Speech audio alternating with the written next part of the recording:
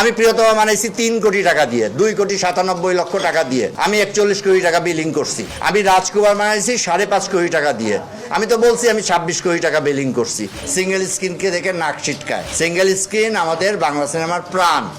আমি ব্যবসা করছি সিঙ্গেল স্ক্রিন দিয়ে। আপনারা যদি রিস্ক নিয়ে গর্তে পড়তে চান, কেউ তো আপনাদের ঠেকাইতে পারবে না। আপনারা জানেন 16 তারিখে সার্টিফিকেশন বোর্ড থেকে সার্টিফিকেট পাইছে, কিন্তু 17, 18, 19 শুটিং করছে। সেই সিনগুলা এই ছবির মধ্যে নাই। আপনারা সবই জানেন। আপনারা চাইলেন কেন 2 সপ্তাহ পরে দিব, আমরা এখন সিঙ্গেল স্ক্রিনে দিব না। সিঙ্গেল স্ক্রিনকে দেখে নাক ছিটকায়, কিন্তু সিঙ্গেল স্ক্রিনকে দেখলে নাক ছিটকালে তো চলবে না। সিঙ্গেল স্ক্রিন আমাদের বাংলা সিনেমার প্রাণ। আমি ব্যবসা করছি সিঙ্গেল স্ক্রিন দিয়ে। আমি সিনেপ্লেক্স থেকে কিন্তু ব্যবসা করি নাই। সিঙ্গেল স্ক্রিনের প্রত্যেকটা মানুষের সাথে আমার পরিচয় আছে। প্রত্যেকজনেরকে আমরা ওন করি, আমরা একটা পরিবারের মতো। খালেক চাচা বললেন 2টা ছবির কথা, যে আরও 2টা ছেলের ছবি আসছে। সেই 2টা ছবি কেন সিঙ্গেল স্ক্রিনে চললো না বা কেউ সেই তাকালো না। আমি পাশে বলতে চাই, আরেকটা ফ্যামিলির ছবি আসছে, যেটা শরীফুল রাজ আছে যে ছবিতে, সেটাও তো সিঙ্গেল স্ক্রিন তাকালো না সেদিকে। সিঙ্গেল স্ক্রিন বলে যে আমরা পোস্টার পাইনি, ওরা রেডি ছিল না, সাকিবের ছবি চালাবো। ভাই, যেই ছবি রেডি হয় নাই, যেই ছবি 20 তারিখে শ্যুট হয়েছে, 19 তারিখে শ্যুট হয়েছে, আপনারা সবই জানেন। আপনারা যদি রিস্ক নিয়ে গর্তে পড়তে চান, কেউ তো আপনাদের ঠেকাইতে পারবে না। আপনারাই পড়ছেন গর্তে। আপনারা জানেন না তা তো না। আপনারা জানেন 16 তারিখে সার্টিফিকেশন বোর্ড থেকে সার্টিফিকেট পাইছে, কিন্তু 17, 18, 19 শুটিং করছে। সেই সিনগুলা এই ছবির মধ্যে নাই। আপনারা সবই জানেন। আপনারা চাইলেন কেন? প্রডিউসারের তো একা দোষ দিয়ে লাভ নাই। আপনাদের তো দায়িত্ব নিতে হবে ভাই। প্রডিউসার নতুন আসছে, প্রডিউসার অনেক কিছু নাই জানতে পারে। আপনারা জানালেন না কেন? আপনাদেরও জানানোর দায়িত্ব নিতে হবে। এদিকটাও তো চিন্তা করতে হবে। একজন প্রডিউসার কত টাকা লগ্নি করলেই মার্কেট থেকে টাকা উঠে আসবে।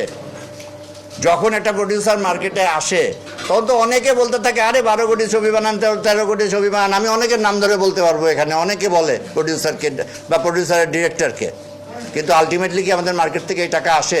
আমি প্রিয়তমা বানাইছি 3 কোটি টাকা দিয়ে, 2,97,00,000 টাকা দিয়ে।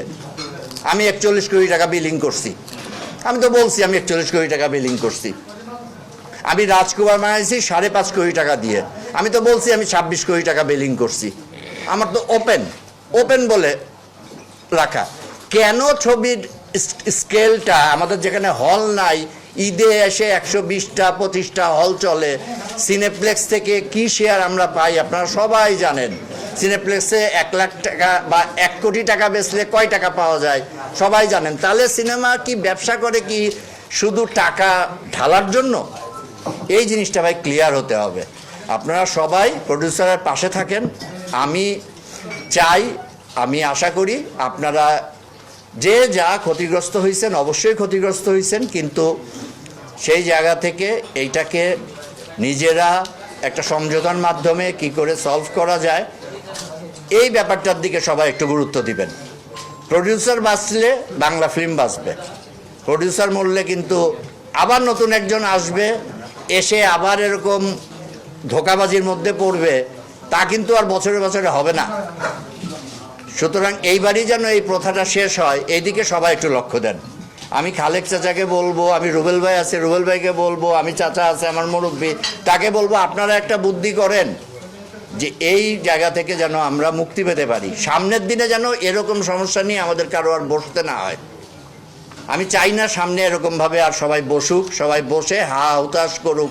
আমি একদিন আগে ছবি পাইছি, আমি 9টার সময় চালাইছি, আমার ব্রেঞ্চ ভাঙছে, আমার চেয়ার ভাঙছে, আমার টেবিল ভাঙছে। এগুলো খুব একটা ভালো কথা না।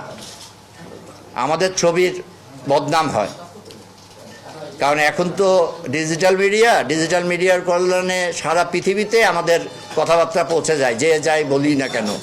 তা আমাদের সংস্কৃতির বদনাম হয়।